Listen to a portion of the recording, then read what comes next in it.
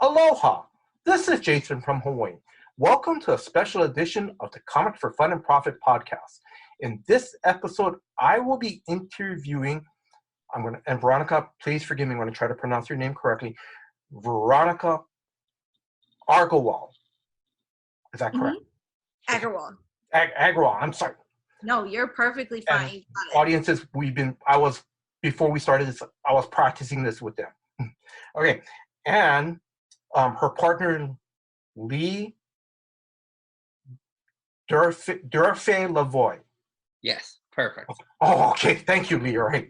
All right. Now, they are the creators of a new graphic novel for middle school kids. It is published by Random House, and the title of the book is called Just Roll With It. Now, the book came out on December 14th, 2021, and is out in stores right now. Veronica and Lee, how are you guys doing today? Doing fantastic. Super excited for you to host us. I love talking about Just Roll With It. It's my favorite hobby. So being invited onto a podcast to talk about it is awesome. Thank you. No, thank you very much. Thank you very much. Now, I'm just going to go over just a little bit about your guys' background. So, Veronica, I know your previous works included the following. In 2019, you came out with Alexis versus Summer Vacation. That was written by Sarah Jamelia Stevenson. Is that correct? Mm-hmm. And that book is published from the Center of Responsive Schools Incorporated. Mm-hmm. Veronica, you're also an illustrator of animated models for Vox Media, contributor in Power and Magic Anthology and Elements Anthology, Magical Girl Problems, Magical Girl Solutions. That's a webcomic. Mm-hmm. You love dogs, and you have 3 cats. Yeah. I'm just asking off the cuff questions. What are your cats' names? So our 3 cats, there are originally Lee's, and then when we got together, moved in together, they became mine also. So we have Captain, Sammy, and Natasha, and they're all named after Marvel characters. All right, so Lee, Veronica, like you said, Lee, that was your cat. So I'm sorry, I'm kind of going off the cuff here. Yeah. So how did you come up with those Marvel name characters for your cat? So I just I love Captain America, and so my favorite Marvel movie is Captain America: The Winter Soldier. Oh, yes. And when I get the cats, that's just what I was thinking about. And so it's Captain after Captain America, Natasha after Natasha Romanoff, who's the Black Widow, and then Sammy is Sam, who's the Falcon. That's so cool. That's pretty cool. Thank you. I was originally, I'll tell you, trying not to take up too much time, but originally I was going to name Natasha after Dr. Doom, but she was a girl, so I named her Natasha, and it was a perfect name. So. Well, think about it, Lee. I mean, we have maybe about within the next 5 years, hopefully they'll bring out the Fantastic Four movie. Yeah, maybe it'll be good this time. Third time's the charm, right? Yeah.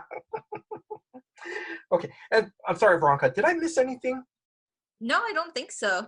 Or do you want to add anything else? Yeah, I'm trying to think.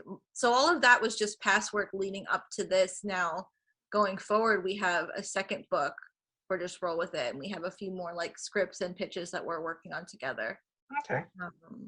So yeah, that's a pretty comprehensive list of my career up till now. Well, thank you. And then now, Lee, correct me if I'm wrong. So and for listeners, I'm sorry, I didn't make it clear that Veronica is the artist on Just Roll With It.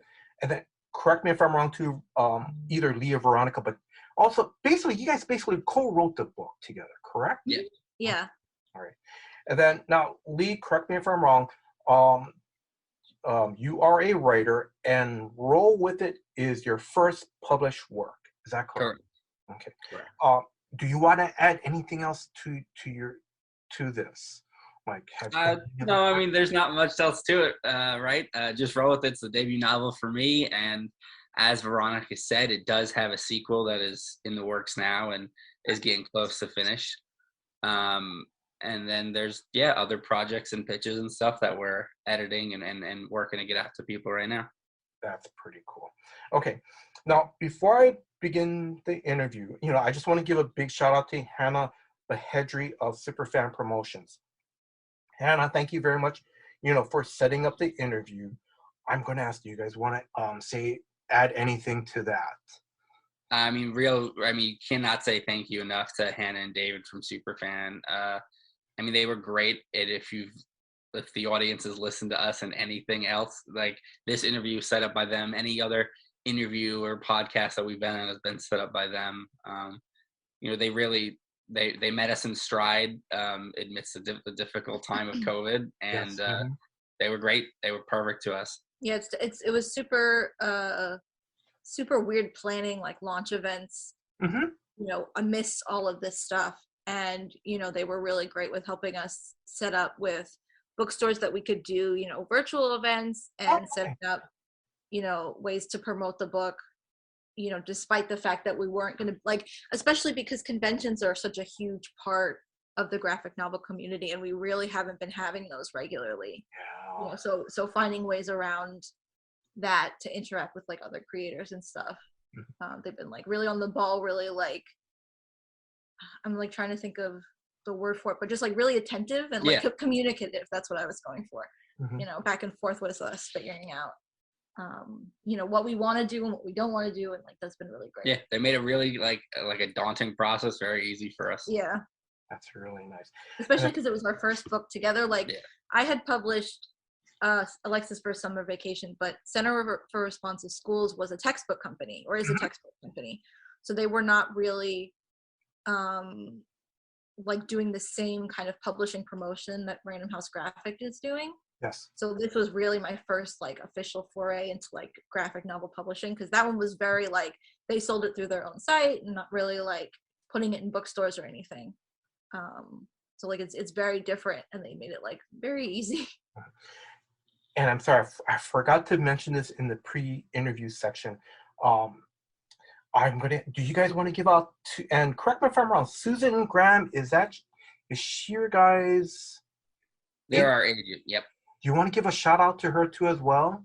Oh, absolutely. Yeah, I mean, like when we talked a little bit in the pre-interview section where you mentioned the sort of twist about the monster, and that whole monster outside the school thing, that's all Susan.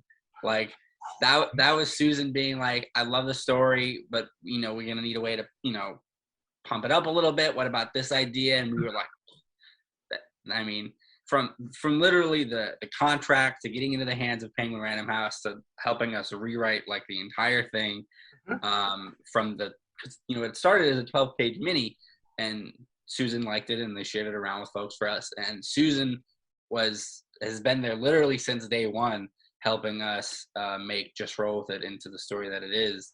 And without them, from, like I said, a billion different angles, from actually creating the story to the agent know-how of contract negotiation and reading a contract to us line by line for 4 hours.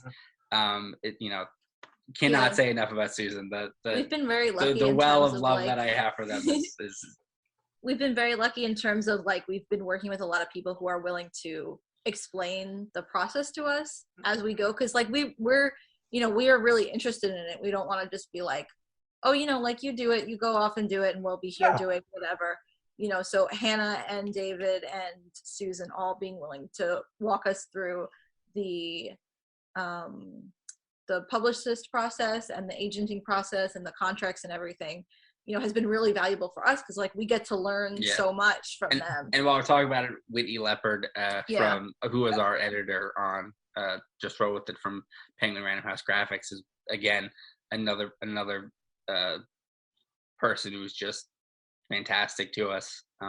Gina, of course. You can't say enough about Gina either. Like, I guess we could talk all day at length about all the like every name we say has pages and pages of love from us. I think it's interesting how I think before you get into the process, you don't realize like the people making the book, like physically making or creating the book, is few. It's just you and me creating the actual like content. Yes. But to bring it to life and to readers, like you don't realize how many people get their hands on it before it goes out. You know, when you're watching a movie, you see how many like animated movies, like board artists, graphic designers, like all of that stuff. You see there's a whole crew. But like with books, you don't always like. I didn't realize that as much until you get into making your own books, and you're like, all of these people. If no one does it alone, kind of thing. Yeah, and I mean, you can see right. I obviously read a lot of books growing up, and you can see in the back of every prose novel you get a page long of thank yous. Yes. And I always kind of brushed it off. I was like, yeah, whatever. They're just being nice. No, those thank yous are 100% earnest, because without all of the people who have touched this book, that are so many more than just the two of us, it wouldn't be possible. So yeah, our complete total love to Susan, Whitney, Gina, Hannah, David. I mean, everybody. Like it's been a friendly process, and which is surprising to me, because I had never done anything like this before, and I had always thought it was kind of scary, but it wasn't. Like the hard world of New York publishing was very kind to me. Like it was a very nice process. That's really good. But I'm going to say thank you very much for taking the time to, because I know I do these little shout out sections, but thank you very much for, telling me and the listeners that, that there's literally these other people behind the scenes. Like you said, that, Susan giving you guys, well, maybe if we add this in, or, Hannah and David to go, okay, this is how we're going to do this. This is how we're going to, promote the book and so forth. So just thank you for sharing that. Yeah, I think also for me, I realized halfway through sharing it, I'm like, it was easy to feel like if you can't do it all yourself, then like you're quote unquote not good enough. So I was like, you know what, it's important to say how many people like it's not like, oh, we just wrote it and then we put it out there. Like we wrote it and then we went over it several times. We had edits from Susan, from Whitney, from everybody. Like it's not just one person who makes like an amazing story and is like, oh, I did it. Okay, I published it. Like Patrick helped us with the cover. Yeah, like, the designing, everything. Nicole was our first publicist before she moved on to Simon & Schuster, which is a huge loss for us, because Nicole also a fantastic person. So Simon & Schuster is very lucky that they have her. So yeah, I mean, there's an army of people behind this book, and like Veronica said, like you're not doing it alone, and that's like a real relief. Is that there were parts of the script that I wasn't sure about or that I was struggling with, not only did I have Veronica to lean on, I had all these other people that I could go to for help and advice and for figuring stuff out, and it all worked really well. Oh, that's great. That is very great. I'm going to say again, thank you very much for sharing that little behind the curtain scenes. Yeah, thank you for letting us. Oh yeah. Okay. Sorry, I'm going to move on. So where can listeners follow you on social media? So we both have Twitter. Veronica's Twitter is at @ANUANEW, which is sort of like the Twitter symbol at ANUANEW. And mine is at Lee Durfey. So okay. LeeDurfey. And then we both have Instagram, and Veronica's Instagram is. Mine is at Wispagram. It's the @ symbol WISPA. Oh, okay. GRAM. And then I also have an Instagram. I don't really use it, but if you really wanted to follow me there, you could. Mine is at the one truly, and the one is just the letter or the number. Oh, okay. Yeah, so it's just the one truly. Number truly. I think you're linked in my bio as well. Oh, okay. Because I said that you're my writing partner. Yeah. Yeah, so you can find me on Veronica's Instagram as well. Perfect. All right. So, where did you guys grow up? So I grew up in Charlestown, Rhode Island. Small town, the smallest state in the country. And then, 22 years later, I moved to New York. So now I've been here for 3 years now. Yeah. So now I'm 26 and living in New York with Veronica. So I grew up here in New York. We live outside the city, about 30 minutes outside the city in the suburbs. So So I grew up here with like, you know, I went to school in the city in Manhattan, college, not like high school or anything. And yeah, so like easy access to the city and everything my whole life. And then I met Lee through my best friend Rachel had met him online and introduced us. And then after I think, was it 4 years of like back and forth trips? Yeah. Between Rhode Island and New York, we did long distance. 4 years of Amtrak travel. Yeah, and then after that, we finally, you know, got enough, just everything managed, you know, to fall into place. Though, you know, he saved up enough money, we were able to move. So he moved in with my mother and I in our house here, and it's been bliss ever since. Yeah, 3 cats. It's been perfect. Oh, that's nice. So, what was or your first comics that you know you guys read? Ooh, first ever comic? Yeah, and it can be a Sunday comic strip or Mad Magazine or the first ever. Or one that you remember. For a minute, because mine I know easy. Yeah, you go first. I grew up. Well, I used to read Archie's. My mom would take me to the supermarket, and she would always get me an Archie comic when I was there. And then from there, I moved on to, like, they had these like I guess monthly, the thinner issues of like Sabrina the Teenage Witch and all those. Oh, okay. And then they had, and then I did moved into like reading manga and stuff. So like Azumanga Daioh. There was one published by Tokyo Pop, Sakura Refugees, which was, I think it was not, they weren't a Japanese artist. I don't remember if they were an American artist or not. But that was like my very first manga that I ever read. And then from there I went to Azumanga Daioh and Fullmetal Alchemist and absolutely everything else. Yeah, I mean, I think I read snippets of the Bone series because I saw them in my library and I thought they were cool. Yeah. You know, this is really silly almost, but the first graphic novel I fully remember reading was a manga adaptation of Romeo and Juliet. So funny. That I had in my library, and I read it because I was really into Shakespeare because I was really like pretentious in middle school. And then I saw that in the library too, and I was like, oh, I'll read it. When I was a kid, when we were reading Romeo and Juliet, and I was already into manga and anime at the time. And I like, that's like the style I would draw in. My English teacher was like, did you know there's a manga adaptation of Romeo and Juliet? And I was like, I was like, I'm not going to read this, but thanks. Because I was the opposite. Shakespeare made no sense to me. I could understand it when it was read aloud because that's how it was supposed to be. Just it's a play. But like reading it in book form, I was like, I don't know what they're saying. So I was like, that's nice. I'm not going to read this, but that was very nice of you to tell me about it. That's awesome. No, but Lee, I gotta say I'm gonna say that's pretty cool that, you know, you love Shakespeare at an early age, because I'm not, and I'm being sincere, I'm not making fun of you or anything, because I mean, you know, all of us went through high school, we had to read Shakespeare in some literature class, and it was like, Veronica, I'm like you, I have no idea what they're saying.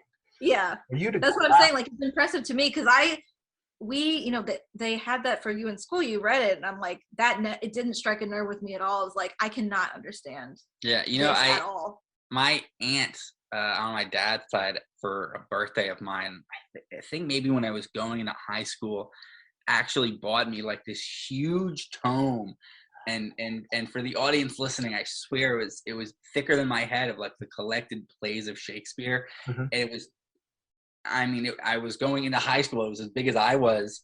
And I didn't read all of it because that would be insane, but I did read a lot of it. And there was a point in time in my senior year of high school where I almost got a quote from Laertes from Hamlet, where he says, I dare damnation to like and he says something like, to the farthest pits of hell or the depths of heaven, like, I dare damnation, because he's gonna avenge his father when he gets back to Denmark. I almost get the I dare damnation line tattooed on my arm, and I didn't, but I almost did. I really, really, really thought about it, as like a gift to myself after graduating, but I just didn't go through with it. That would have been awesome. It's a great quote, right? It's so cool. It's so metal. So, all right, I'm sorry. I'm gonna continue on now. Just for our listener, I'm just gonna. Oh, I'm sorry. Before I continue on, do you guys remember what was your guys' first comic shop? Oh, there was not a comic shop near me, like a dedicated comic shop near me until, I mean, at least I didn't know about it until I could drive when I was 17, 18. And there was one about a town or two over from me that I went to, and I remember going in there and being really amazed because, like I said, this is my first comic shop ever. You would go, it was like I said, it was 2 towns over, so I already drove there. It was night because it was after school. I went down these like rickety wooden steps into this basement level store, and you get the tables of other nerds playing Dungeons and Dragons or playing like Warhammer or whatever with all the. That's not the shop that we went to with Alex in Rhode Island, was it? Not the one that's. You mean the. That one I think was an upstairs shop, anyways. There was, I don't know if it was that one because that was maybe a different one. But anyways, but yeah, I remember being totally blown away and then getting some of my first dice there. Nice. So it wasn't until I was older that I went to the first comic shop, and then yeah, I mean, I never even spent much time there. I think for me, most of my role-playing game community stuff was really online. In fact, I have 8 brothers and sisters. And online / built-in. /built-in. So my twin and I and one of my younger sisters and younger brothers would play on and off. And so, yeah, built-in or online with friends. Veronica, I'm going to ask you before I move on to the next question. Do you remember your first comic shop? I really usually went to Borders when it was still around. Yeah. And then the Barnes and Nobles that were in my area. That's where I got all of my comics and manga usually. I don't think there was a dedicated, like, that's the problem. I feel like it's so hard to find like independent bookstores. Yeah. Especially these days. Back then we didn't really have any, and even now it's harder to find. Yes. New York City is a little bit better. They have a lot more of them. But out here it was really just the bigger bookstores. Now, Lee, I'm going to say it was a perfect segue when you started talking about Dungeons and Dragons and the role-playing games online. Now, did you guys play role-playing games while growing up? I mean, like not tabletop role-playing games really, okay. Yeah. but definitely like the RPG style of like Final Fantasy, Kingdom Hearts, stuff like that, which opens you to the wide world of fan fiction and creating your own stories, stuff like that. I mean, you know, 8 brothers and sisters playing pretend with each other and stuff like that is you know, all we did. But not really tabletop, not until high school, when it was really introduced to me. But then the bug bit me hard, and I, you know, my twin and I, we collected some of the like the players' manuals and stuff, and then we hunted around and saved up and bought some of the books. And my twin's actually even a bigger Dungeons and Dragons nerd than I am now. Where they're like always up to date on like the new, not even the newest edition, but like the newest, like they introduce new play test new subclasses and stuff like Wizards will put out, and my twin will be on it, and she'll be like, oh, I got it, I saw it already. Or like, it's not good, don't worry, don't bother checking it out. Or like, that's cool, you'll like this. And I'm like, okay. You know, they play like, I mean, my twin's really crazy. They play like, I think 4 or 5 different games a week, which is insane to me. But they'll stay up till like 2 a.m. to do it, and I'm not doing that. Veronica, what about you? I didn't play a lot of role-playing games growing up. I played a lot of video games. And I played like, online games. Like I spent a lot of time on like Neopets when I was younger, Gaia Online as I got older, like those kinds of websites. So not really like role-playing per se, but like the character creation and like that kind of thing. And then I really only got into role-playing games when the Adventure Zone was getting popular and like everybody was listening to that. My friends were listening to it, and we would talk about that. And after the first kind of arc completed, then we started like, oh, let's try playing our own games. And so we played them for a while. The hardest part was just scheduling and getting everybody to have the same block of free time. But yeah, I've played a few games, all with like my same friends. But I haven't played in a while now. So my next question I'm going to ask is, for both of you, how did your journey get started into writing and making comics / graphic novels? How did that get started? Well, for me, I mean, I'm doing now what was literally my dream job as a kid. And like when you ask the kid, what do you want to be when you grow up? I said I wanted to be a writer, and I did. I remember when I was in the first grade, we had a fourth grade teacher whose name is Debbie Michelli, who I owe a copy of the book to still. She came and she would look over. She was like the writing like sort of teacher for the school. And so she came to the first grade class and she talked about writing and creating stories, and I was just obsessed ever since. And so I would write all the time. I would have little memo pads in my pocket and a pen at all times to write until it became my phone. And then I would still do that where I have the notes app full of little story ideas and stuff. I remember my dad telling me like I would recall to him a vivid dream I had, and he would say, write it down. Okay, so I wrote it down. It'd become a story. And then like I said a little earlier, fan fiction. Like for me, I remember 13 years old with parents' permission starting a fanfiction.net account to write Sonic fanfic. So funny. And I mean, it, like I said, it literally, the writing bug has been with me my entire life. And so it has, I mean, I dropped out of college, but I went to college for creative writing for one semester because it was, like I said, it was literally like the only thing I've ever really wanted to do. So I'm literally living my dream right now, being able to publish this book with somebody that I love, and have so far people have had great reactions to it. They've loved it, and so it's the best thing I could ever hope for. That is pretty cool. What about you, Veronica? For me, I've pretty much been drawing since I could hold a pencil. I drew all the way through childhood, elementary school, middle school, high school. And then when it was time to pick what I was going to do for school, I remember like not being sure if I could make it as like a fine artist. I was thinking more in that kind of field. I was like, I don't really like drawing realism.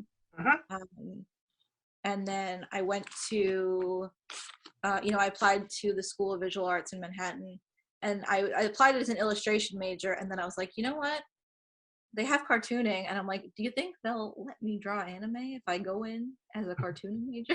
Because there's kind of this stigma, I think, for a lot of, I don't know if how it is anymore. I think some older professors or older kind of more traditional people are like, oh, you can't really be drawing that, whatever. But like I was like, oh, are they going to tell me to stop drawing this and draw something more serious? So if I go into cartooning, that's already cartoons. And then it was kind of funny. I had realized once I was in the cartooning track, I realized how much I had been cartooning my whole life. Like in middle school, I used to make comics. I had a whole binder of comics of my friends and I, of like us with Naruto characters and us in cosplay and like all these things. And like I was just constantly making those comics just for me and my friends, like not for anybody else, not for any stories for like public consumption or anything. When I was growing up, you know, in middle school and high school, I had this really close friend group where we were all really, you know, we were all artists and we all loved like storytelling, anime, manga. So we were all just constantly like kind of like feeding off each other and like feeding into each other of all this like creative energy. And so like from there, I feel like I was just really constantly creating and constantly like thinking of stuff, and not really thinking about it in terms of like a career to make anything, just like having a great time. And then I went to college and I started cartooning, and I realized like I really, really loved it. And I was like, oh my God, this is, you know, just incredible, something that I've been doing already that I didn't even realize. Like kind of so close that I didn't even think about it as a career kind of thing. I'm going to say, before we continue on, and this is off the cuff, but it's really nice because you know, Lee, that, you know, you want to be a writer literally at a very young age. I mean, I'm going to say, okay, for our listeners, yes, I am old, and I remember being in first grade, but I don't even remember what I wanted to be when I grow up. All I would know what, you know, but that's great that you had a vision of what you wanted to do. And then Veronica, for you to be cartooning at a young age and still continue and wanting to do that, I mean, it's a perfect match. You guys are a perfect match for each other. Yeah. It's kind of like a nice balance, you know. It's really nice. And again, it's like, it goes for both of you guys. You guys wanted to do this very early on. That's really great. Yeah, And it's kind of incredible because like when I remember graduating college and feeling like, you know, like I just like for me, I'm like drawing is just my favorite thing in the world, and I was like, but the storytelling seems so daunting. And then you know, Lee being like just loving storytelling. But you would have been fine also doing prose. I usually joke that like we each think that we have the harder job, because I find like I find my job is so easy, so fun, and then you have all the hard work of like getting the story together. Like it just seems so daunting and scary to me, and then you're like, yeah, but you have to draw it. I'm like, yeah, that's the fun part. Yeah. And like in no way, like I wouldn't take her job for $1 billion. I couldn't do it. I wouldn't I mean, like I help with your job, but having you there to like help me help you with it, like I'm like I couldn't do it by myself, because it's so, I'm like, that's so much to be doing. How do you keep, like it's just a lot, but it's really nice. I feel like our partnership works really well in that regard. Definitely. I mean, it's like it is really perfect, because like it is, yeah. The process between us is a constant back and forth, really, because like Veronica will constantly be helping me and giving me input, and I'll be going to her about like, you know, what do you think about this line or this scene, or does this, you know, whatever, this part make any sense? You see what I'm trying to do here? And then, you know, sometimes the script will be like, yeah, you know, and Veronica will understand what I'm trying to say, and then be able to turn it into excellence. And then, you know, there will be times where Veronica will ask me like, oh, what about like, you know, this angle or this height? Like, where should like the camera, or where should the panel like focus in on? And like, yeah, okay, that's perfect. Like that's what we were trying to go for here. And like, I mean, I just think we really understand each other on like a deep level where you don't have to talk about so much of it, because I mean, like Veronica had a color guide for the first book, and it was perfect. It was like she was reading my mind. And it just I just, you know, like you said, I think we work really well together. Yes. And Lee, I'm going to say, I'm sorry, I'll get to the book in a minute, because I just think it's amazing. And like you said, you have to get your parents' permission, because you started your own website to write fan fiction, right? The Sonic fan fiction, right? Yeah, well, I mean, fanfiction.net, it's like it's its own website, and I remember you had to get an account on there with parents' permission, and I remember waiting until I was 13 to get my dad's permission to create the account. That's and so cute. wrote the worst crap ever. I'm sure. But yeah, I mean, it was a lot of fun. And the online community, now you have like Archive of Our Own, which is unfortunately to fanfiction.net, it's a billion times better. But fanfiction.net will always have that special place in my heart of being the first place that I went to go write stories online.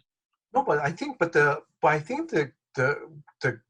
amazing thing, Lee, is that again, it's like you knew what you wanted to do early on, and then for you to literally go out, literally on the web, publicly do this, at 13 years old, and then and you have to start someplace, and then look how it's kind of like, and look where you are now. You have, you know, you guys published a book together, which is great. And then you're already you've already mentioned that you guys are already working on other projects. So that's, like I said, that's amazing. Thank you so much. Because okay, so again, Lee, because like with most of us, and I'm sure there's other 13-year-olds out there, we still have no idea what we want to do, So, but yeah. So, all right, I'm sorry. I'm going to continue on. Okay, so listeners, sorry. Now I'm going to move on to the book. Just roll with it. Now, before I start asking Lee and Veronica questions, I'm going to read one of the reviews. It's from Kirkus Review. Now, just roll with it. It's an accessible, compassionate story of growth and learning. This is a thoughtful and engaging encounter of a preteen navigating mental illness in a world that leaves her constantly doubting herself. That's, and like I said, that's one of the reviews I saw from the PR. From one of the PRs that I got through the email. So I'm going to ask you guys, how did the story come about? How did you guys come up with the story? So I remember like kind of coming up with the idea for it. It was around the time when the Adventure Zone was really popular. Everybody was really into 2016. I know because it's in my notes app. So funny. Getting really into D&D and role-playing games. And I was thinking, I was like, oh, if a character had OCD, or just, I think probably it started just, oh, what if a character used a dice to help them make decisions? Mm-hmm. And I've been an anxious person my whole life. So making stories about mental health has been second nature to me. In college, I made a lot of stories about that. And like always enjoyed having a focus on that kind of aspect. I guess because it's what I know well. I'm not even sure, what draws me to that kind of story. And at the time I was like, oh, but I don't know anything about OCD. So I was like, I can't write this story, like whatever. And then, fast forward a couple of months, I remember talking to my therapist about, like things that I would do specifically. I've told this story before. A friend of mine in middle school, high school, she told me, oh, when you don't have, when you think of something bad and you knock on wood so it doesn't happen. Yeah. When you don't have wood, she's like, oh, you can knock on your head. And I'm like, oh, okay, like, sure, I believe you.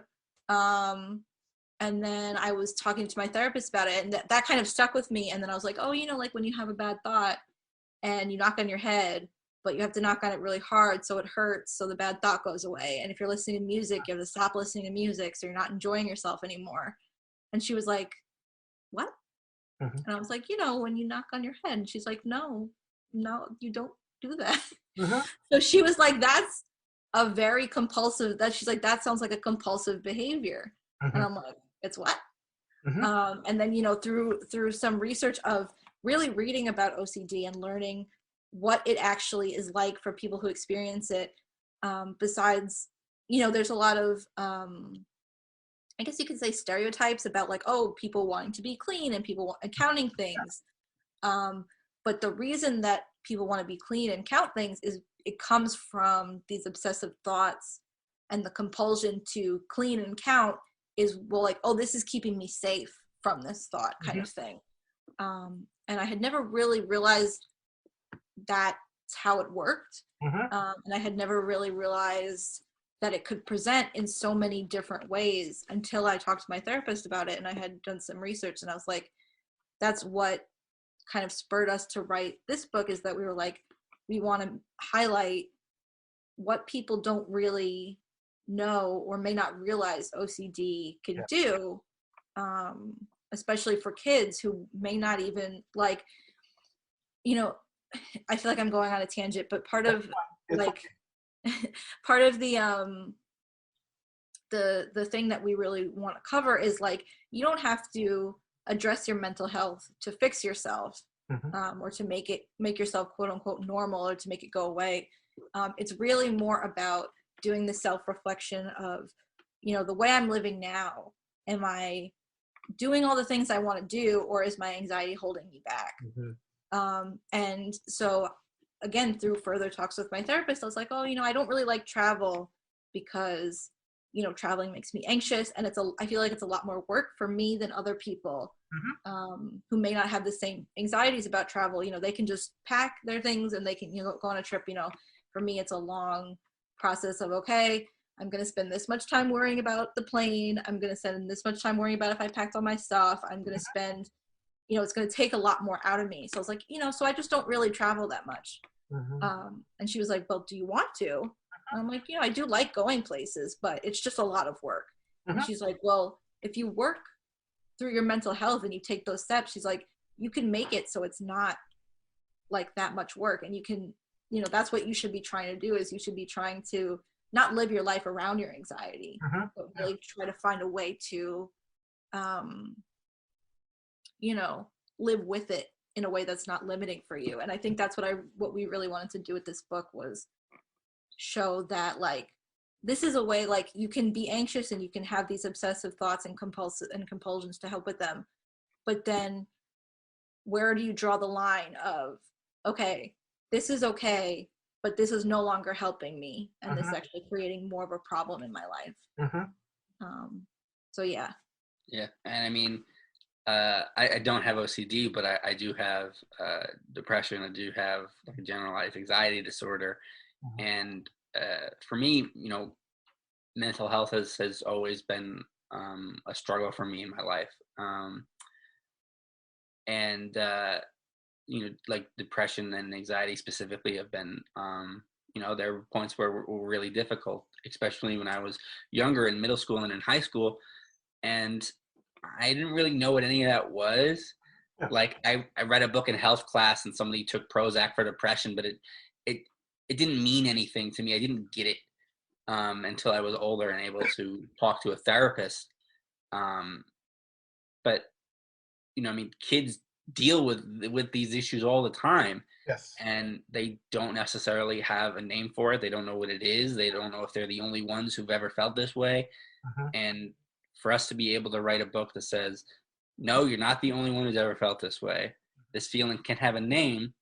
And even if you don't feel exactly the way Maggie feels, that the anxiety could be similar, right? Or like the depression could be similar, and you can point to it and say, this is how I feel. This is sort of, this is a way for you to understand me, and for, to a parent or a guardian or whatever, and for us to understand each other better, and to, free up some of the brain space that, mental illness takes from you. And I mean, in fact, we already got a review on Amazon about that, where someone's 13-year-old gave them the book and said, this will help you understand me better. And so, I mean, it's already done what it's supposed to do, and to be able to reach to a younger generation, give them a book that I would have liked when I was a kid, and to have it already help someone has been really, really the best thing in the world, the best thing I could have ever asked for.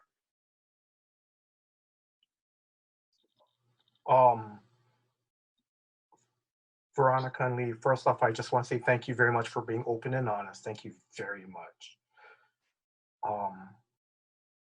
Second, Lee, that's amazing that you guys got a very good review, where the reviewer says, my 13-year-old gave me the book and says, it's not exactly what Maggie's going through, but I'm going through something, this, that's, Lee, I know you mentioned, how you felt about, but I'm going to ask a question again, but so when you guys first saw that, you know, you, you know, how did you guys feel? I know. It's immediate tears. It is immediate tears, Jason. It is.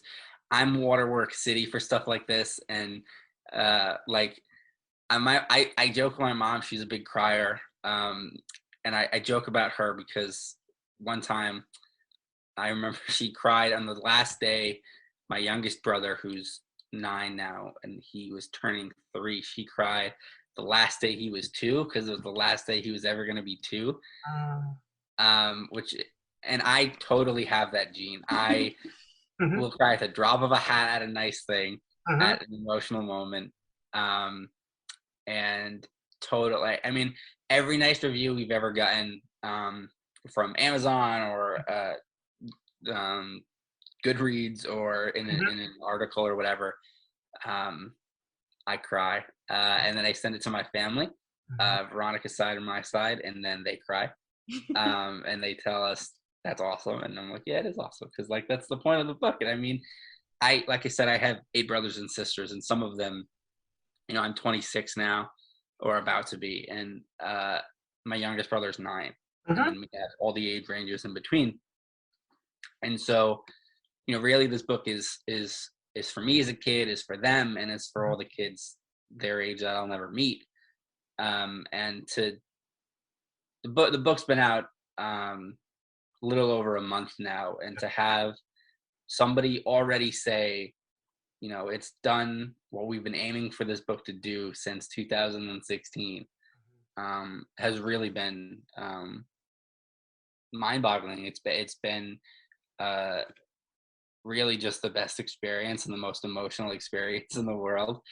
Because you feel so much pride and so much almost relief that like for someone out there, maybe there's just a little less tension in their lives. And that's just really, I've said it, I've already said it a bunch in this interview, but it's the best thing in the world. And I couldn't ask for anything better. Veronica, do you want to add anything to that? I think Lee just about covered it. Really the only difference is that I feel like I'm not nearly as much of an emotional person as Lee is. I'm very emotional in other ways. But in regards to this, it really doesn't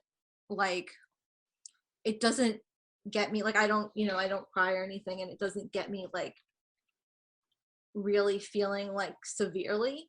And I guess the only reason why I say that is because I spent a lot of time feeling bad about that. But also it's also fine. And I'm like, for anybody, who's listening, to be like, if they're experiencing something where they're like, thinking that they should be feeling more physically than they are, like, it's okay to just be like, for me, it's not so much of like a swell of emotion as I'm really experiencing just like a kind of very steady, like, line of contentment where I'm just very happy with where I'm at and with everything, as opposed to feeling very strongly, of course, obviously I'm grateful and everything, but yes, but it's kind of nice. I feel like, again, we're pretty much perfect foils of each other, where Lee gets really, really emotional about that stuff, and I'm really excitable in every other aspect of our life. So for whatever reason, I'm not super emotional when it comes to this stuff openly, but I will jump around the house and sing and be a goblin at all times. So I guess I stole all the energy for 95% of the time, and then the other 5% of the time you have it all. I think that's probably true. I'm just gonna say this again. So you guys are the perfect match, the perfect balance. Thank you so much, Jason. But I'm gonna say, but overall, it sounds like you guys are very happy and grateful to at least have that one review really touch you guys. Yeah. I mean, for me, even so, I feel like if everything about the book stopped right now, even if we never sold another copy, if no one else ever picked it up, knowing that we have not even just that one, like I think there are maybe 2 or 3 like that where, you know, parents have said like, my kid read this and it really resonated with them. Like, that's enough. I don't need to sell any more books. I don't need to, you know, of course I want to make more books, but like, I don't need it like to be, you know, on the bestseller list or whatever. I'm like, that's exactly what I wanted to accomplish, and that's perfect. Yeah. Okay. It's really true. I mean, we get, you know, a fan letter from somebody who's older now, who's our age, and said that it touched them. We get some of our aunts and our family members to say, like, you know, they you know, they have anxiety too, and like they you know, they understand what Maggie's going through, and they, you know, it's a good reminder, a good refresher to them to, you know, take it, you know, day by day, and you don't have to. And that, just like Veronica said, if nobody ever picked it up and we never sold another book, to know we've already reached people is that's perfect. That's all there is. Again, thank you. Thank you very much.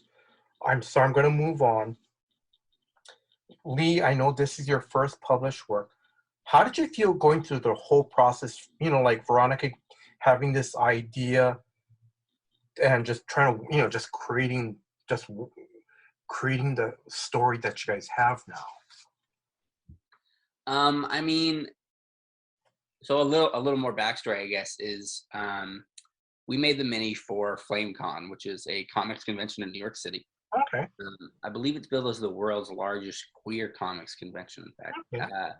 And Veronica and I had been bouncing stories off of each other for a few years at that point. You know, she would doodle something, and I would be inspired, and I'd write a story about it.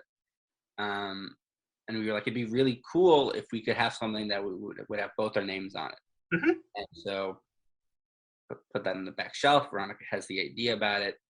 And we're like, yeah. And like we said, we both have our respective mental illnesses, and it was like the perfect story for us to do.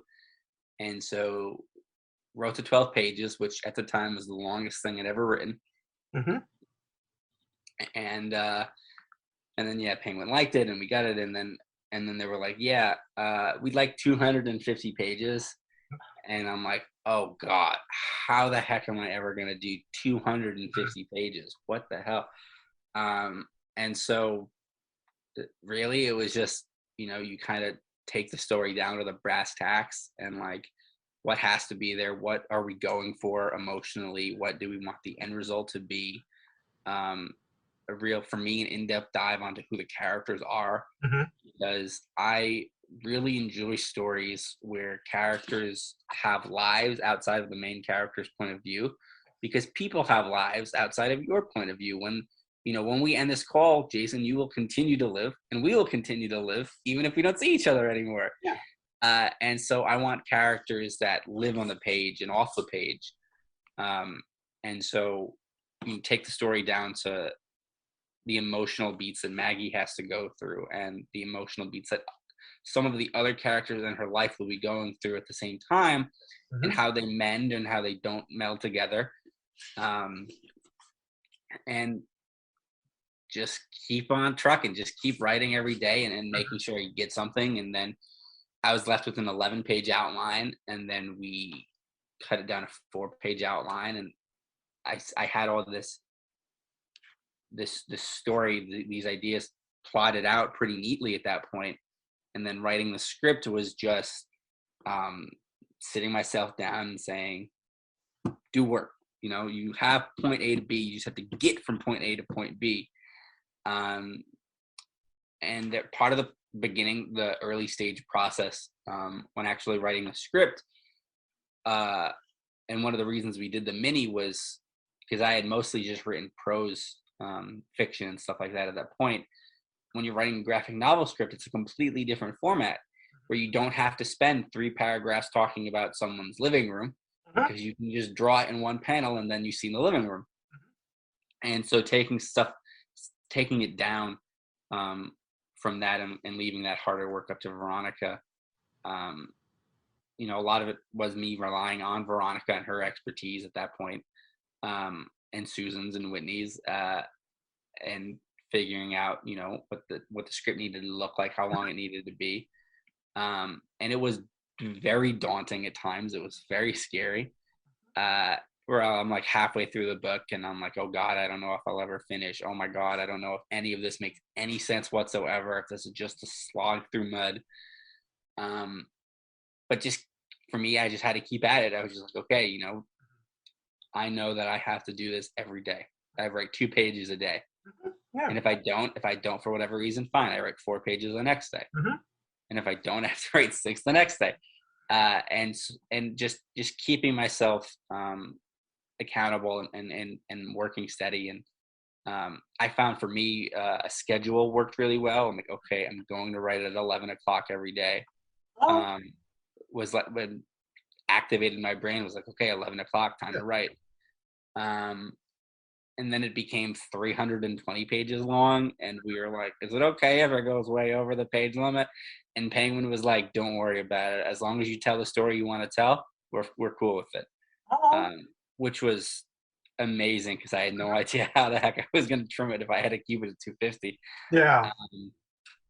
And then Just Roll With It 2 is about as long. And yeah, I mean, it was a daunting process, but like we've already talked about, I had a huge support network in and outside of Veronica. And it was just, you know, the hard part, you had to buckle down and do it. Yes. Which is the hard part for a reason. But yeah, you know, I knew who the characters were by and large. And there was just a lot of kind of putting them together and seeing what would happen. Lee, I'm going to say that's a very good segue. And listeners, don't worry, I have a question for Veronica coming up shortly. So actually for Lee and Veronica, so for our listeners, can you guys tell us who our character is? Yeah. So our main character is Maggie Sinkar, who is 11 and a half years old. She is starting middle school. And things are kind of scary for her because not only does she have to go through the daunting process of middle school, she has 2 overachieving older siblings that she has to live up to.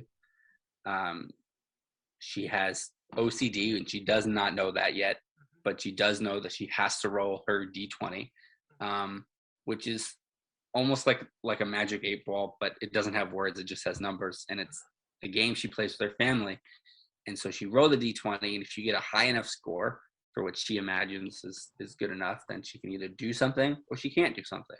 She gets pizza or she gets lasagna. She goes left, she goes right. She can talk to Clara in the beginning of class or she can't.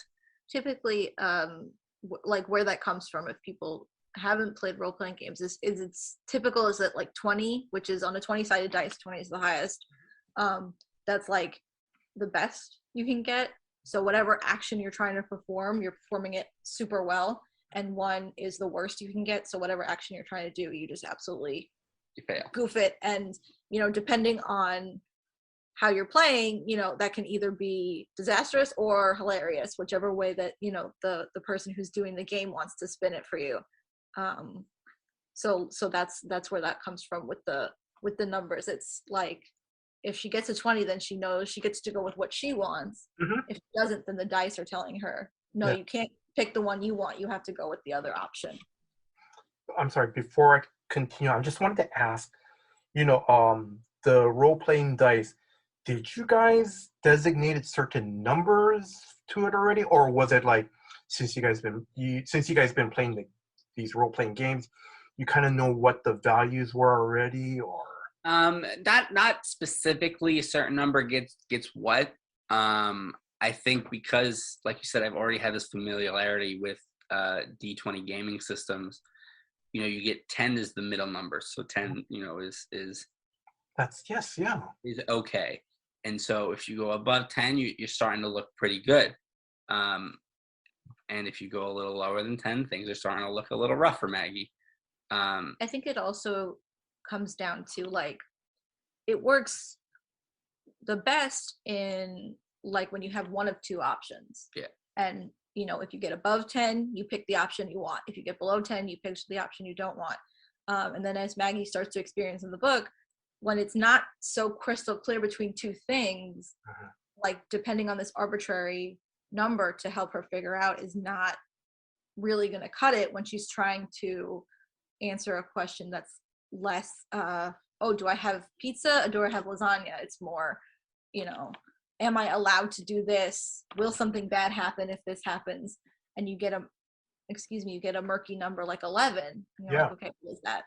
Something bad will happen, something bad will maybe happen, you know, and then it becomes this lack of clarity is kind of how she realizes that she can't depend on the dice anymore. Yeah, and that's really the gist of it, is that she has to contend with that this coping mechanism that she had been using is not working for her anymore, and that she can't keep relying on it to save her, and so she has to push through that. And she has a support network, and she has a support network in her family who are very well meaning. One of them specifically is her older sister, Eli, who is a kindergarten teacher who has a minor in psych. And so Eli noticed, like, okay, you know, you're starting to worry about Maggie here, Mom, which Maggie overhears, and that freaks her out because she's not super ready for that conversation at that point. But you know, she has her good friend Clara, who's her best friend. She has all the kids in the role-playing group who are also some of her best friends, who are fun and boisterous and loud and goofy and dorky, and they have intersecting personalities and differences and opinions. And Laurel, by the way, from the RPG Club, is probably my favorite character to write, because she got to be the most like boisterous middle school type that some middle school kids are. So she's a lot of fun to write, and all of them have their own little quirks and issues, and they all get to help Maggie and be helped by Maggie. And yeah, like I said, those are the characters that are really the focus of the book. And excuse me. So this is a question I'm gonna ask, is like, and you guys already seen it already, but I'm gonna ask, how much do both of you see yourself in Maggie? You know, is it more Lee? Is it a combination of both, you, Lee, and Veronica? Or I think it's definitely mostly me. You know, I feel like when the second book comes out, you'll be able to see them side by side, where Maggie is kind of my, like, this book, Just Roll With It, is kind of my baby, my like a lot of my issues put down on the page, and then the second book is going to be more a lot of like Lee's issues put down on the page. You know, it's funny.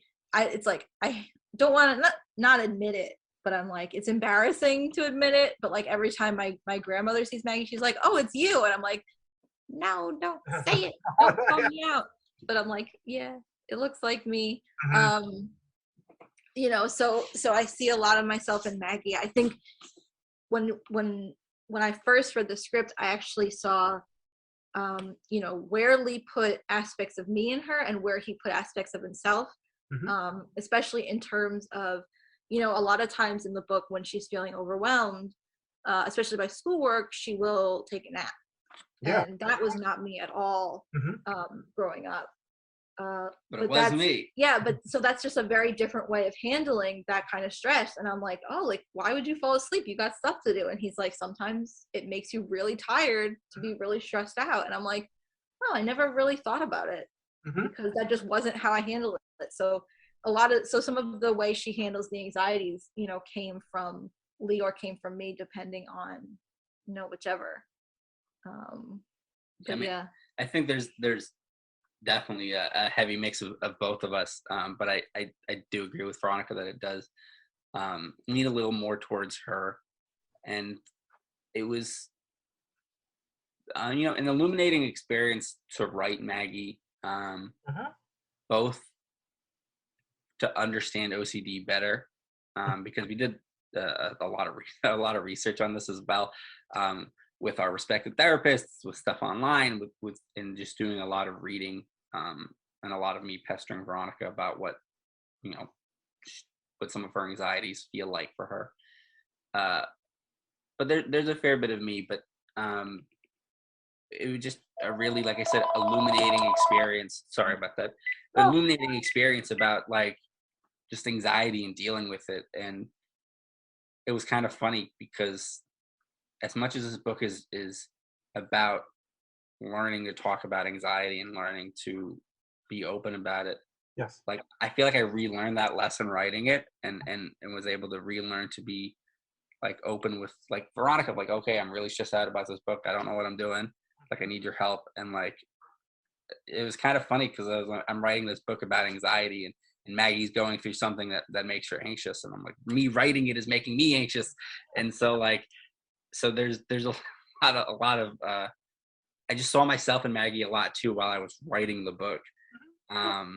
And it was, like I said, a really like illuminating and eye-opening experience for me. I've read the book. It's great. Um, I just want to ask, how did you guys decide to put role-playing games, and how did you guys decide that for Maggie to carry a dice?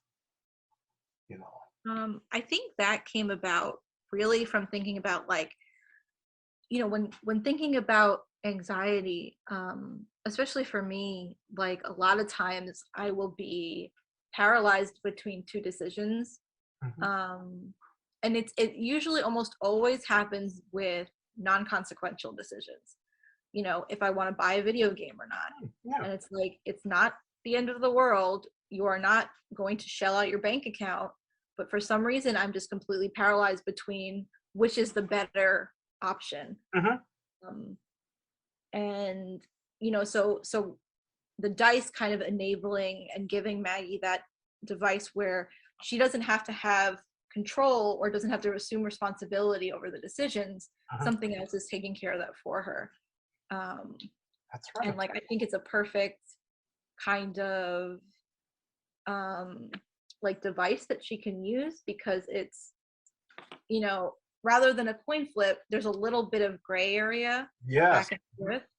And I think it really highlights how with anxiety and with OCD, you know, the compulsions are not really like these grand like gifts from the universe. Like your compulsions are, you are doing this because you are trying to like bend it in a way that like makes you feel safer.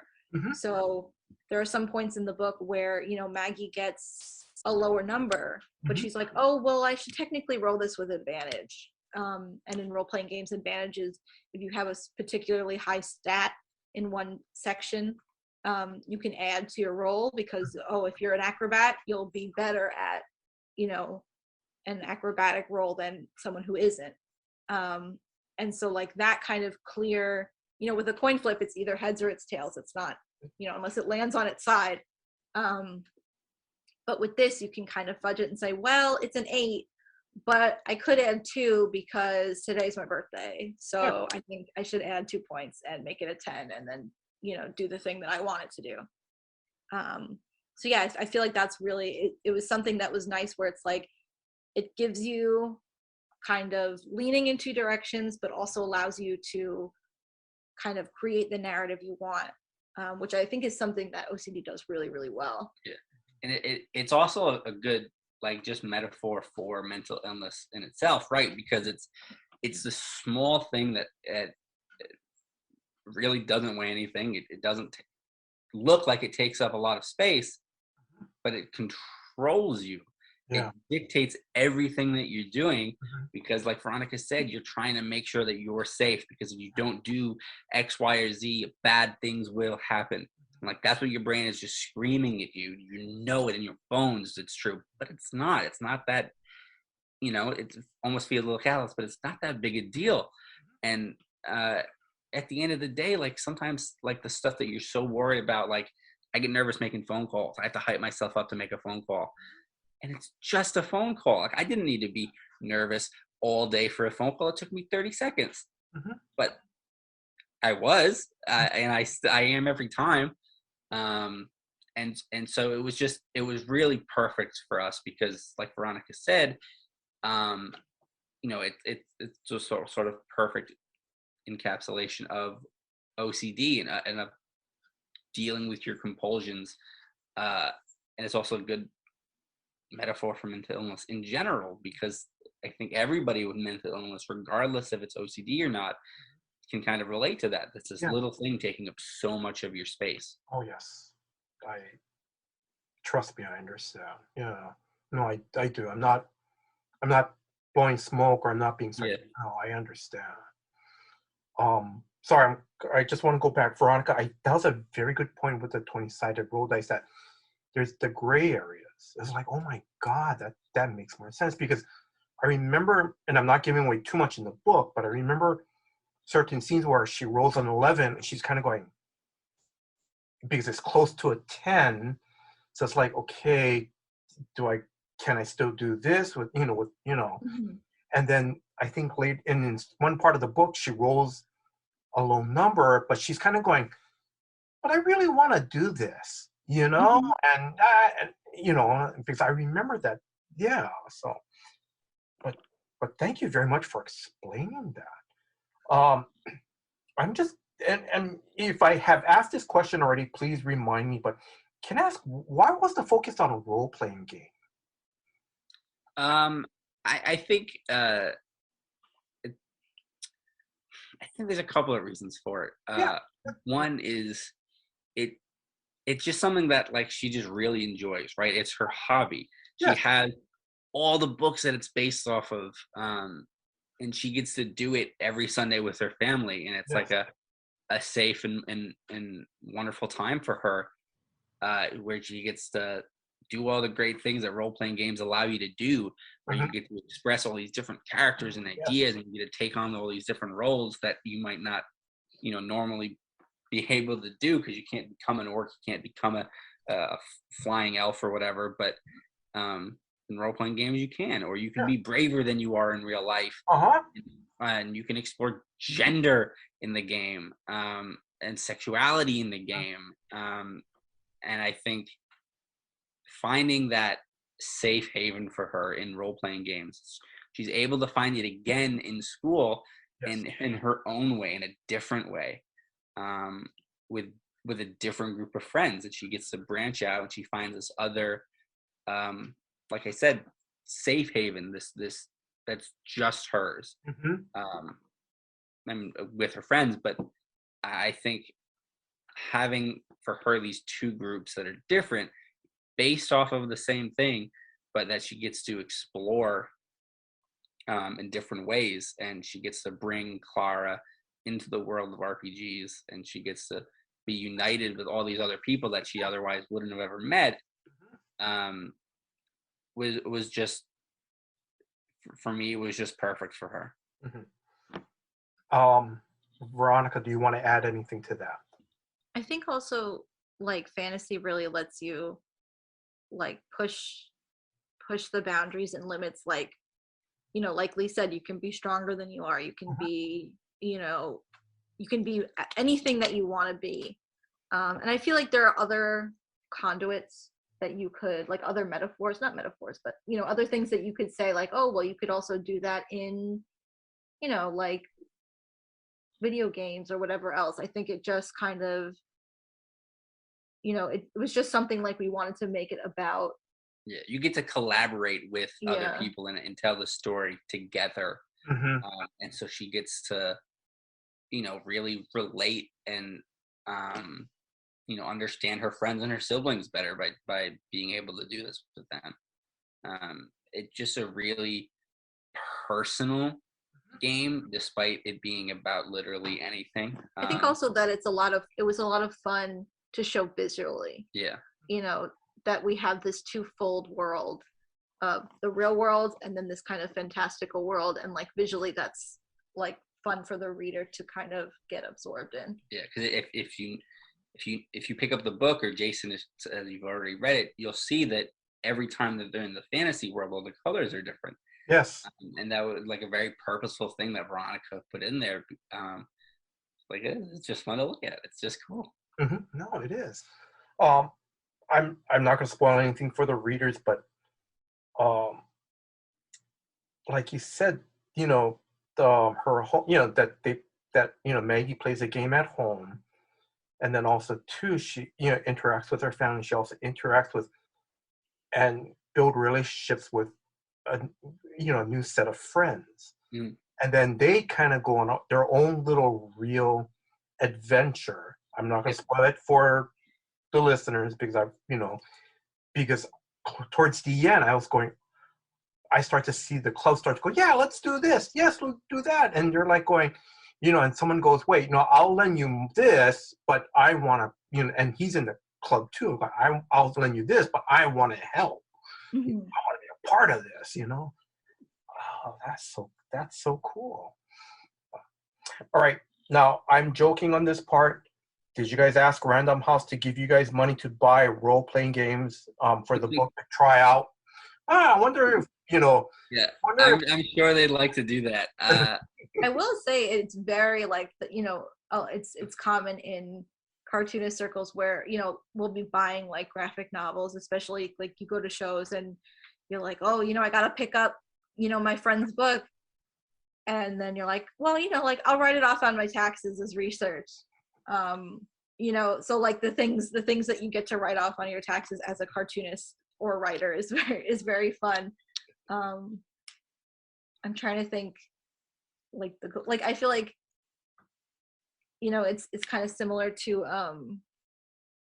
what's it called in one pitch that we were writing recently. We talked about the hook to get kids interested in something was like, oh, you get a scholarship grant to use anything that counts as school supplies.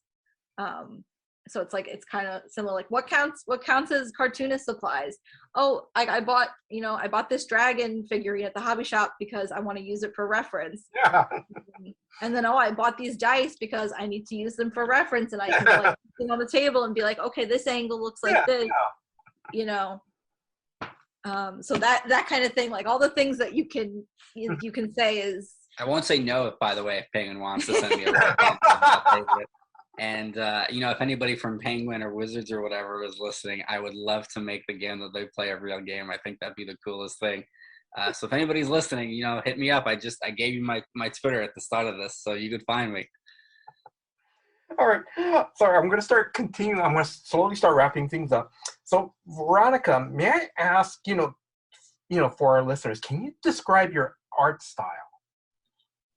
Yeah, so in the document that you sent us, you mentioned that it's kind of a mix of anime and Charles Schulz, which I thought was super touching because I adore anime, and Charles Schulz's style is just absolutely darling. Mm-hmm. I draw in a lot of different styles for fun.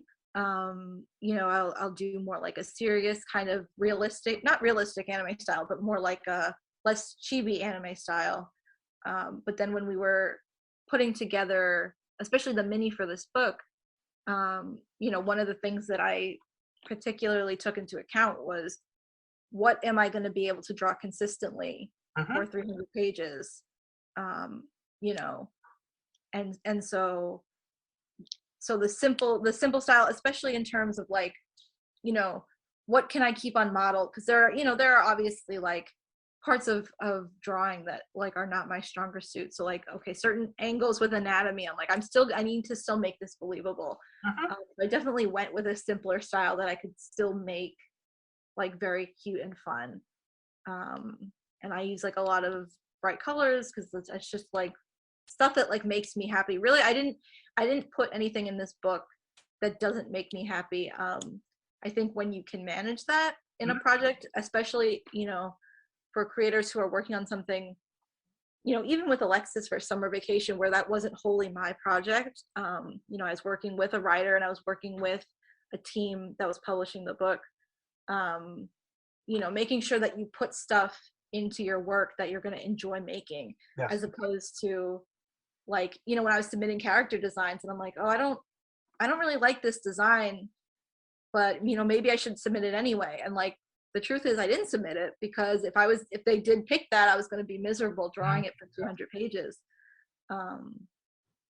This is kind of a tangent, but a really good tip that I got when I was coming out of college was, when you're going into college, you put in your portfolio applying to art school, work that shows your versatility, your like kind of like, okay, I work with charcoal, I do still lives, I do all these different things, life drawing. But when you're coming out of college, the stuff you want to put in your portfolio is stuff that you actually want to do.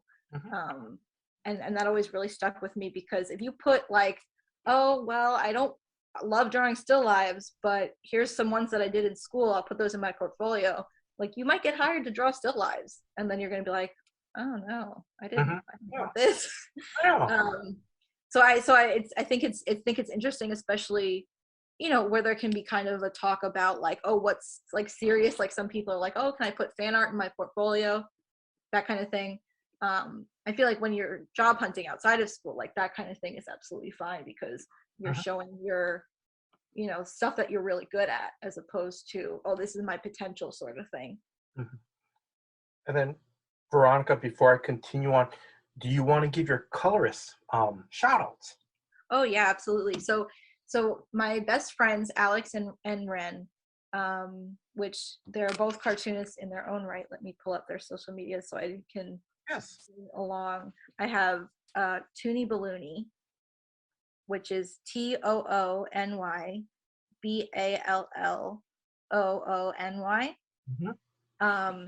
And thank you. And Renternet, which is RENTERNET. So they're both cartoonists, and they both helped me with this book, doing flats, which is just putting in, like, filling in the colors on the computer in such a way where I can go back and use Photoshop to select them later easier. Okay. So recently, they helped me flat this whole book, so I could go in and have an easier time coloring it. Then Alex has a book that's coming out, I think this September, called Improve, which I helped her flat. So it's kind of like, you know, we're both always helping each other out, and like I love them very much. There's always this joke in art circles where like artists, like being an artist and being friends with all artists, it's just passing the same $100 around. So like, you know, because like she would do flatting for me, they would do flatting for me, I'd be like, okay, let me pay you. And then later on I would do some work for them, and they're like, okay, let me pay you. And it's just the same $100 going around in a circle. You know, you go to them at a show and you're like, oh, your new comic, I want to buy it. And they're like, your new comic, I want to buy it. And then you're like, okay, here's the same $20 back and forth. So it's really nice, like having so many. I mean, that's the benefit that I was able to go to an art college. I feel like it's very much not a necessity, but it had me meet like all of my current best friends, and you know, get a really nice circle of people who I can talk to about art and ask for advice. About like what I'm working on. So it was really nice just to have, like, you know, to have them working on it with me, with you know, for our first like big release kind of thing. That's pretty neat. Okay, so I'm slowly wrapping things up. So now, listeners, at the end of the book, there's I think, is it like 1 or 2 pages to show the process of how you guys made the graphic novel, and that section is called start to finish. Now, who came up with that idea to include that section in the graphic novel? Because it's pretty cool. It is. Yeah, that was my idea. I talk about it sometimes, where, you know, if you ever read, you know, manga or other graphic novels, there's usually, in manga, typically, if it's been serialized, they have like, oh, here's our monthly chapter. So they'll have like, the authors will put notes of like, here's what I did this month while I was drawing this chapter. And like when I was growing up, I used to love reading those, because I'm like, you really get a sense for who the artist is, what they're doing, what their lives are like. And I just thought it was so cool. And other graphic novels will have, you know, here's the inner workings of publishing, and like an extra section in the back. So when our editor Whitney told us, she was like, you know, you have 10 pages of back matter to play with, you know, that's 10 extra pages of blank stuff that we can put in extra stuff. I was like, can I do like a how we made it kind of thing? Because I was like, that's just something I love seeing in other books. So it's very self-indulgent that I got to do it myself for our book. That is so cool. Okay. And I think it's been, sorry to interrupt. I think it's been a huge hit because I think every interview or podcast we've done, people have asked about that section. And so, like Veronica said earlier, when she was talking about what you put in your portfolio, play to your strengths, because do what you want. And, if you put it out there that you want to do it, you can have folks that listen to you. And Veronica was able to put something in that she really loved and that looks beautiful and that is super interesting to people, and to, not just the kids, but anybody reading it. So it's been really cool. No, that's pretty cool. Okay. What was or were the most fun and enjoyable parts of making this book? Oh, I think for me, easily, it is just seeing Veronica work and being able to watch that whole start to finish process, over her shoulder, and watching her do pencils, do thumbs, do the inks and colors and everything like that. And then seeing like there's this part in the book where her friend Laurel jumps down off a table and yells at Maggie. And when I wrote it, I thought it was funny. But I think it's marvelous by the time it's actually done and colored on the page, just because I just think it's so cool seeing Veronica being able to take a silly little idea and making it like an extravagant moment, and giving it the hype and the goofiness that like middle school kids goofing off deserves. Easily my favorite part of the book was seeing her work and seeing it, go from start to finish. Veronica, what about you?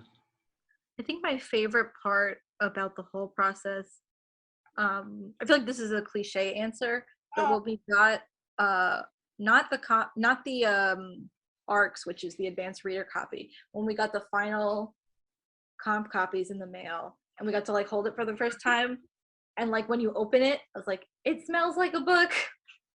So like I have like, we still have our comp copies, and every time you open them, I'm like, it smells like a book. It smells like the books in the bookstore. And like that's my favorite part. I think just like it's a real book. Since we had this idea in 2016 and it's now 2022. Yes. And being able to just reach on the shelf for the coffee table and the book's there, and being able to hold it and flip through pages and wave it in front of your face to feel the wind and to smell it and stuff is magical, really. That is so cool. Let's see. I'm gonna start wrapping this up already. Do you guys have any favorite role-playing games? Oh, I mean, for me, yeah, I think you did. You can't. For me, the standard is Dungeons and Dragons. I've done Shadowrun, I did Pathfinder, some other stuff. Gertz, I think, is out there. And I know there's with all the problems that come with it and all the crap of all the stuff that are the pitfalls of D&D. Still my favorite. It's the for better or worse, probably worse, it's the gold standard, but there's magic to it, and just being able to roll those dice on the table, and being an orc that swings a sword and saves a villager or whatever, I'm like, that's it, man. That's the coolest stuff. So for me, it's definitely D&D, and specifically 5th edition. Veronica, do you have any? Yeah, I think, well, for me, it's kind of hard because 5e of Dungeons and Dragons is really the only one I've ever played in regards to tabletop games. I'm not a big tabletop person outside of like the stint that I played, when the Adventure Zone was popular and my friends were playing it and we were just playing that. There are some interesting ones, especially like I've seen like a lot of people online who develop like their own systems. I saw a really interesting one. I feel like I shouldn't say it without having the source for it so people could go check it out themselves. But there is one that I saw that is completely based around the US postal system, where you act, so you have your game master who acts as, the head of like a space exploration mission. and then you're sending letters out to your fellow space explorers. And so you will take your letter intended for person A, and I think you get a random address and you send it to one of your other random players, and they have to figure out who the letter was meant for and like respond to it. And I haven't gotten to play that one yet, but I just thought that was like such an incredible idea. And that I feel like really pushes the boundaries of what like a role-playing game can be, and like the stuff that you can do with it. Like I wonder, I'm like, I don't know, I don't think I could find it now, but let's see. But yeah, we can ask the next question. I'm going to try and Google it because, like I said, I don't want to plug it without having a source for people to check it out. Because. So my next question is, what was your guys' favorite comic convention moment? Either as a fan, as a creator. So since it was just published last month, we haven't really been able to do any of the conventions yet. But we did do our first live book signing the other week at our local Barnes & Noble, which is down the street from us, which we are there pretty much every week. And, definitely luckily almost because with COVID, it wasn't that packed. And we were able to have like face-to-face conversations with a couple of young kids who picked up the book. And just being able to do that and being able to like sign a book, hand it off to a kid and talk to them about like their favorite animal and about reading and how cool books are, has really been like a top tier moment. And at the end of February, I'll be back in Rhode Island at the library that I grew up in, doing an event and a book signing there. And I'm like, I'm so floored for that. I cannot wait. And hopefully if we get into like SPX or something like that later in the year, that would be cool. But as of right now, I think easily my favorite moment has been being able to give a book to a kid and sign it and be like, thank you so much for reading it. And that's just awesome. I mean, like I said, it's literally the dream I've had since a kid, and now I'm able to do that and give a book to a kid. Is just so cool. It's just so cool. It's magic, really. I mean, I think definitely. I don't know if this counts, but like you said, we haven't really done a lot of in-person events because of the pandemic. But there was what's it called? There was like the time we went to our local library. We wanted to set up an event there, and then we just haven't been able to nail it down yet. But like going in maybe like a month or so after the release and seeing it on the shelf, I'm like, that was my favorite thing, I think. No, but that's pretty cool. It was real because I've lived in the same place since I was a kid. So that's my local library that I've always gone to. So to see it there, I was like, that's incredible for me. That is so cool. Okay. Excuse me.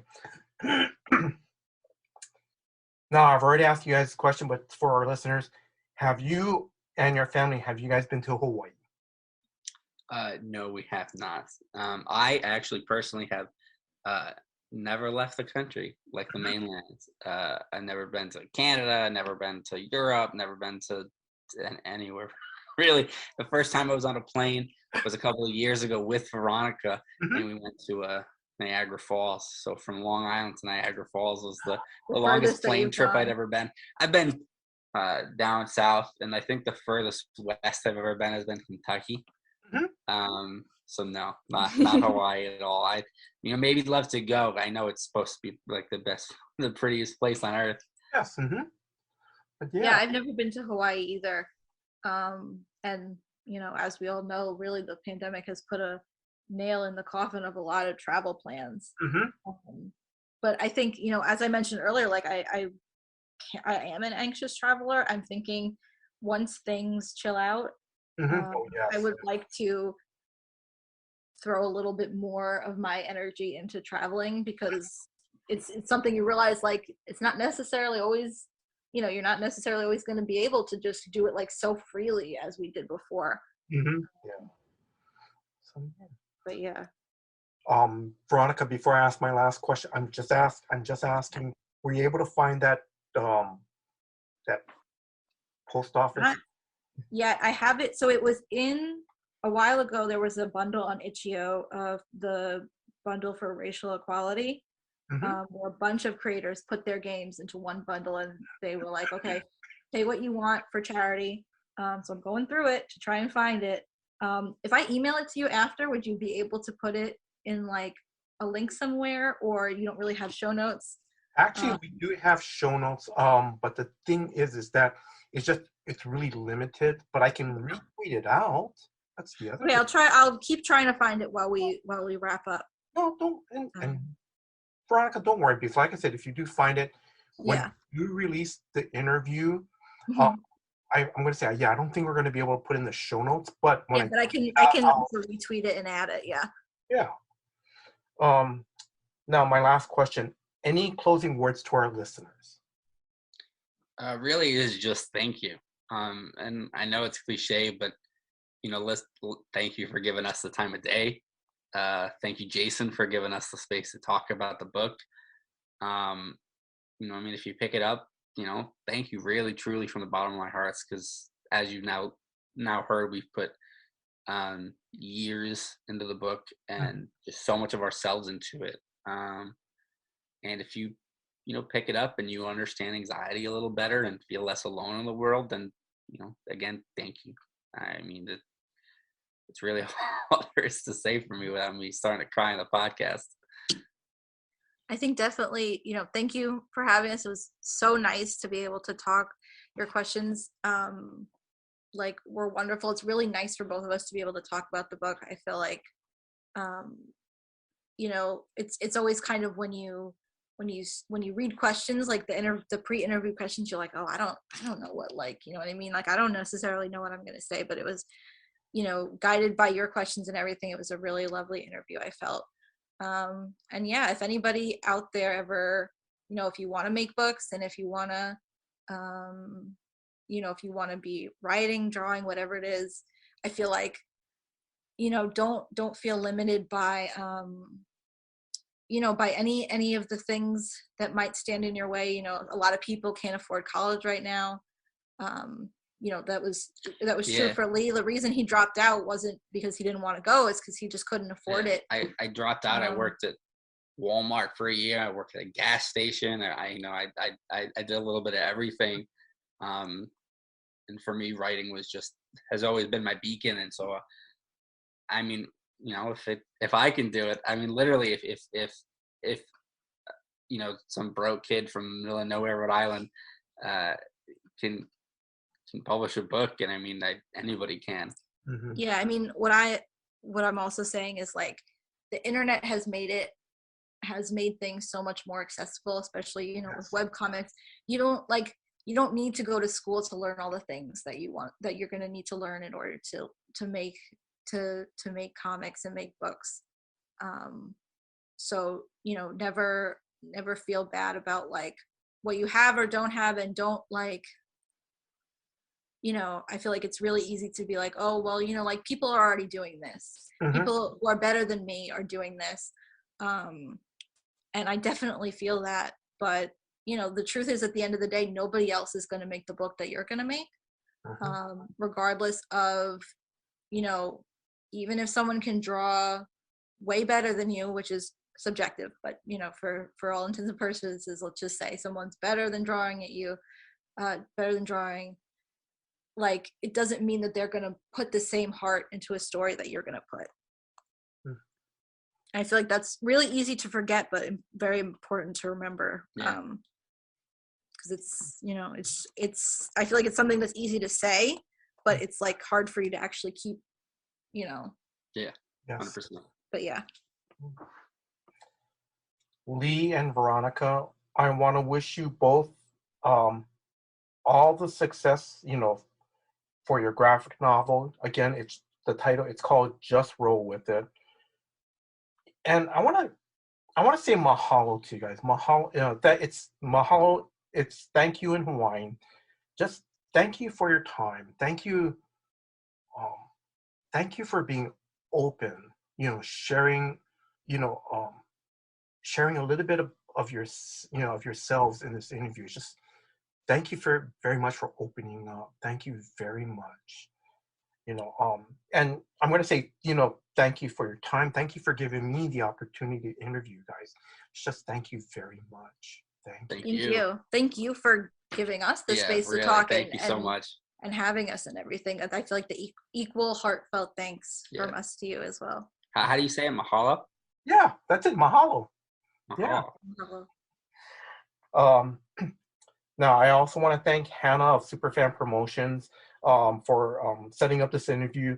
And Hannah, I want to say thank you very much. Thank you for asking, the Comics for Fun and Profit podcast to do this interview.